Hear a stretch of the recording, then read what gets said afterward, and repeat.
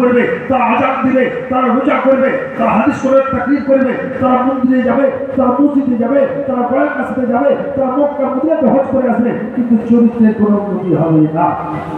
এটা ধর্মের বিষয়, এটা ধার্মিকের বিষয়, এটা অধার্মিকের কাজ, ভণ্ডের কাজ। এই ধার্মিকের মনের দূষণ দূর করে সরল স্বচ্ছ পূর্ণ পবিত্র করে এই পবিত্র সত্তাকে অপবিত্র আল্লাহমুখী করে দেওয়ার কাজ হবে। ওলি আল্লাহ নবীর পরে আল্লাহর ওলিদের কাজ হবে। হয়তো জবাবি কর্মী কালা নবী উম্মতি রাসূল সাল্লাল্লাহু আলাইহি তারা নবীর কাজ করবে। আল্লাহকে জানার জন্য আকাশে বাতাসে সাগরে পাহাড়ে জঙ্গলে তল্লাশ করো, আল্লাহ মিলবে না। মন্দিরে মসজিদে গির্জায় আল্লাহকে তল্লাশ করো, মিলবে না। তারপরে কাবা বাইতুল্লাহ শরীফে গিয়ে তপ করছো, আল্লাহকে মিলেনি, রসুলকে মিলেনি, মিলবে না। তাহলে আদিষ্করণ ফেটে পড়ে না, জানা যাবে বিধান, শরিয়াতের বিধান জানা যাবে, কিন্তু আল্লাহকে মানা যাবে না, শরিয়াত পন্থী হওয়া যাবে না, শরিয়াতের পাবন্দি হতে পারবে না। কেন? এটা সহজাত প্রবৃত্তি। তুমি যদি বলো আমি মুহাদ্দিস মুফতি আল্লাহ মানে শরিয়াতের পাবন্দি, মুখ্য মিথ্যা বলছো। হাফেজকারী কেউ হতে পারবে না, কারণ প্রত্যেকটা মানুষ মিথ্যা বলবে, এটা সহজাত প্রবৃত্তি। হিংসা থাকবে, এটা সহজাত প্রবৃত্তি। বিদ্বেষ থাকবে, এটা সহজাত প্রবৃত্তি। অহংকার থাকবে, এটা সহজাত প্রবৃত্তি। মুনাফিকি থাকবে, এটা সহজাত প্রবৃত্তি। আল্লাহ কোরআন পাকে বলেছেন ফালাকা বাকিয়া নফসাকা আসিয়া আসানি ইয়ামিনু বিয়াতাল হাদিস আসসাবা, মানুষকে আমি ভালো মন্দ শিক্ষা দিয়েছি। প্রজ্ঞান বোঝার জন্য যেমন ঠিক দিয়েছি, স্বীকৃতি অনুভব করার জন্য আমি জানার অনুভূতি দিয়েছি। তার অনলাইনে বিচার করার জন্য আল্লাহ বিবেক দিয়েছে। মিথ্যা কহিত পাপ বলেছেন, সকল পাপের মা হচ্ছে মিথ্যা। যুগ বালিকে আদি বলে বিষয় দেয়। কোরআন বলেছে আল্লাহ তাআলা হাক্কা বিল বাতিল ওয়া তাকুল হাক্কা ওয়া তাআলামু আকিমুস সালাতা ওয়া যাকাত ওয়া রাকিব। সমাজ পড়ো, যাকাত দাও, কিন্তু মিথ্যা ত্যাগ করো। সত্য মিথ্যা মিশ্রিত জীবন যাপন যদি করো, নাজাত হবে না, মুক্তি হবে না, পবিত্র হবে না। হ্যাঁ, মিথ্যা পবিত্র পাপ, সকল পাপের মা হচ্ছে মিথ্যা। নবী সাহাবী রাসূল থেকে ইয়া রাসূলুল্লাহ, ইয়া নবী আল্লাহ, মুসলমান মুমিন মিথ্যা বলতে পারে? তিনি বলেন কসম খোদা, যে মুমিন হয়ে যায় সে কখনোই মিথ্যা বলে না। তার মধ্যে বিদ্বেষ, হিংসা, অহংকার, সন্দেহতা, পশ্চিমের মুনাফিকি, কিবা এই অস্পৃশ্যতা থাকে না। যার দিকে অস্পৃশ্যতা থাকে সে কখনো মুমিন নয়, সে কখনো কোরআন মানা মুসলমান নয়, সে কখনো কোরআন জানা মুসলমান নয়। যারা কোরআনকে জানে, যারা কোরআনকে বোঝে, আল্লাহর কোরআনকে যারা হৃদয়ঙ্গম করতে পারে, যাদের দিলে আল্লাহর কোরআনের নূরের জুলুস এসে যায়। মিথ্যাবাদীর দিলে আল্লাহর কোরআনের নূরের জুলুস আসবে না, ইমানের জুলুস আসবে না, হিংসুকের দিলে জুলুস আসবে না, ইসলামের জুলুস আসবে না, ইমানের জ্যোতি আসবে না, কালেমার জ্যোতি আসবে না, নামাজের জ্যোতি আসবে না। ধর্মের জ্যোতি, প্রত্যেকটা ধর্মের জ্যোতি আছে, কিন্তু হিংসুক বিদ্বেষের দিলে ধর্মের জ্যোতি আসে না। কেউ ধর্মের অনুভূতি বলতে পারবে না, কেউ ধর্মের অনুভূতি বলতে পারবে না, ধর্মের অনুভূতি বলতে পারবে না।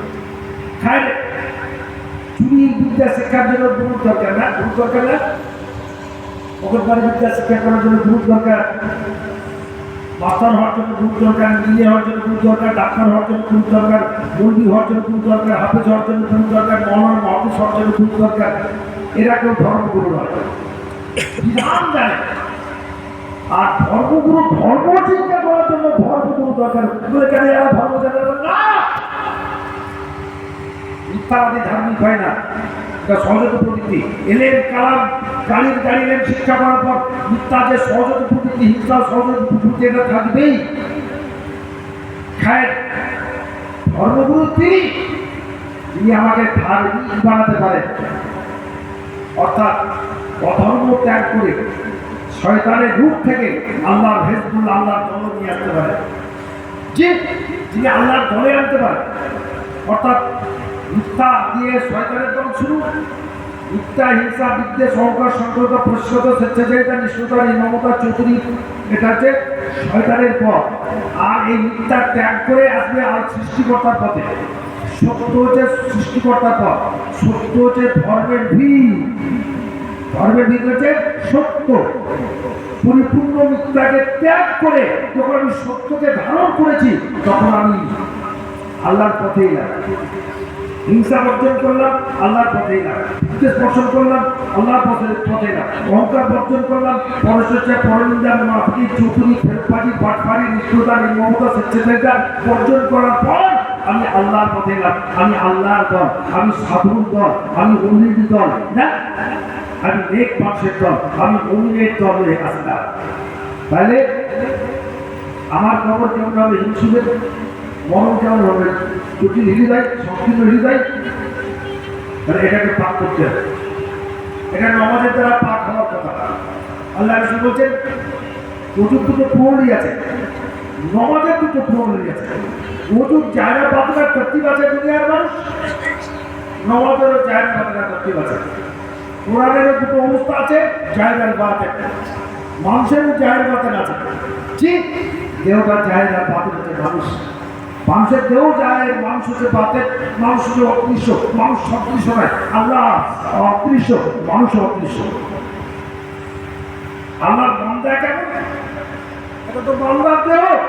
আরে বান্দার চোখ, বান্দার মুখ, বান্দার নাক, বান্দার কান, বান্দার পা, বান্দার হাত, বান্দার সিনা, বান্দার দেহ। বান্দা কোনটা?